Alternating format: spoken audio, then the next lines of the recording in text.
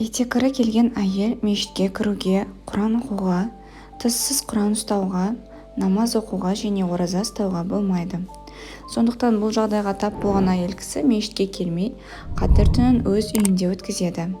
Ардақты пайғамбарымыз саллаллаху алейхи уассалам өзінің асыл сөзінде итекірі келген әйел мен ғұсылы жоқ адамға мешітке кіруді халал етпеймін дей отырып, итекір кезінде әйел кісіге мешітке кіруіне болмайтындығын ескерткен. Ендеше ондай жағдайда әйел қадір түнін үйінде күтеді.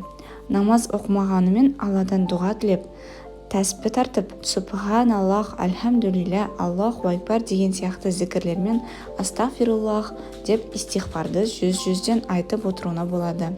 Сондай-ақ жаттаған дұға аяттарын да дұға мақсатымен оқуына болады. Өз тілінде Аллаға жалбарынып, қажетін сұраса болады.